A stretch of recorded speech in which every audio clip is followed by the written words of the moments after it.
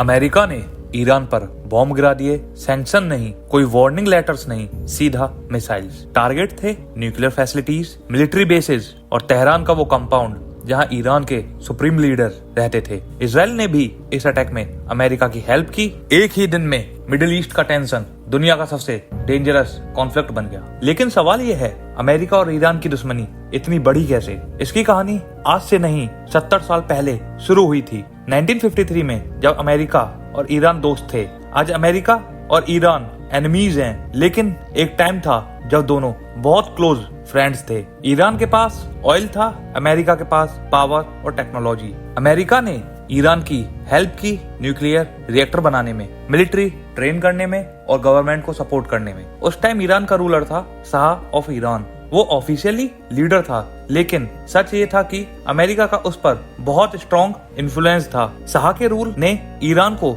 Modern बनाने की कोशिश की, लेकिन उसने एक डेंजरस सीक्रेट पुलिस भी बनाई, सवाक। इसका काम था ओपोनेंट्स को टॉर्चर करना, लोगों को डिसअपियर कर देना, गवर्नमेंट के अगेंस्ट जो भी आवाज उठाता उसको दबा देना।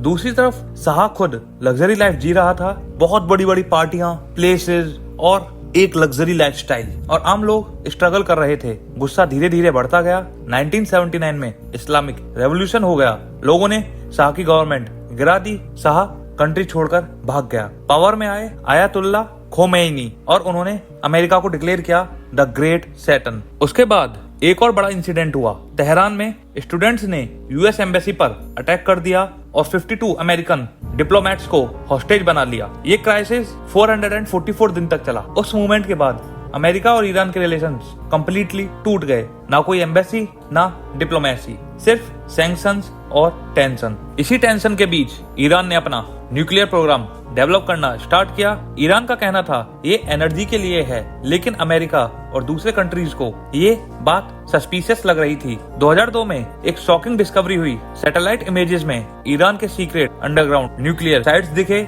यहाँ यूरेनियम एनक्रिमेंट हो रहा था, और यूरेनियम एनक्रिमेंट का मतलब होता है न्यूक्लियर वेपन बनाने की पॉसिबिलिटी। इसके बाद ईरान पर यूएस, यूरोप और यूएन की तरफ से हैवी सैंक्शंस लग गए। ईरान की इकोनॉमी क्रैश होने लगी। इसके बाद 2015 में एक इम्पोर्टेंट एग्रीमेंट हुआ। इसका नाम था Iran nuclear deal. Deal simple थी। ईरान न्यूक्लियर प्रोग्राम लिमिट करेगा, इंटरनेशनल इंस्पेक्टर्स चेक करेंगे, बदले में सैंक्शंस हटा दिए जाएंगे। और सरप्राइजिंग बात, ये डील काम भी कर रही थी। 3 साल तक सिचुएशन स्टेबल थी। फिर 2018 में डोनाल्ड ट्रंप ने ये डील कैंसिल कर दी। उन्होंने कहा ये डील बेकार है। डील कैंसिल होते ही ईरान ने फिर से यूरेनियम एनक्रिमेंट स्टार्ट कर दिया और टेंशन फिर से बढ़ने लगी। जनवरी 2020 में अमेरिका ने एक ड्रोन स्ट्राइक की। टारगेट था जनरल कासिम सुलेमानी। वो ईरान का मोस्ट पावरफुल मिलिट्री कमांडर था। स्ट्राइक बगदाद एयरपोर्ट पर हुई और सुलेमानी वहीं मर गया।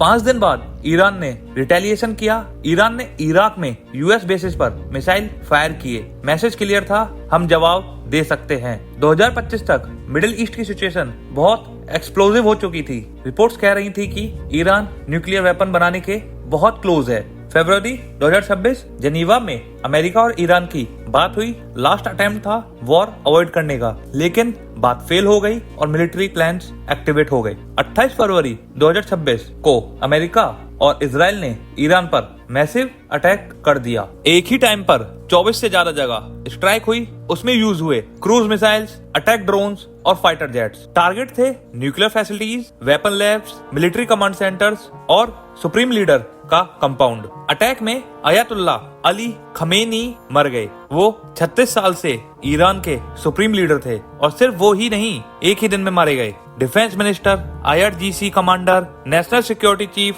मतलब कि एक ही दिन में ईरान की एंटायर लीडरशिप खत्म हो गई। ईरान ने तुरंत जवाबी हमला किया। उसने यूएस बेसिस पर अटैक्स किया, इजराइल पर मिसाइल्स दागी, कुवैत और कतार पर स्ट्राइक्स किए। मिडिल ईस्ट का रीजन पूरा वॉर जोन बन गया। तेहरान में स्ट्रेंज सिचुएशन थी। कुछ लोग सेलिब्रेट कर रहे थे, कुछ लोग प्रोटेस्ट कर रहे थे, कुछ लोग अमेरिका के खिलाफ स्लोगन्स लगा रहे थे। एक ही सिटी में कंप्लीटली अपोजिट रिएक्शन था। और सबसे बड़ा सवाल ये था कि ईरान में अब लीड कौन करेगा। जब टॉप मिलिट्री लीडर्स ही नहीं रहे तो पावर स्ट्रगल ऑलमोस्ट सर्टेन है। 1950s में अमेरिका ने ही ईरान का न्यूक्लियर प्रोग्राम स्टार्ट करने में हेल्प की थी और आज अमेरिका उन्हीं फैसिलिटीज पर बॉम्ब गिरा रहा है और अब दुनिया एक नए वॉर के एज पर खड़ी है। तो अगर आपको यह वीडियो और जानकारी अच्छी लगी हो तो वीडियो को लाइक करें, अपने दोस्तों के साथ शेयर करें और चैनल को सब्सक्राइब करना बिल्कुल ना भूलें। तब तक के लिए धन्यवाद।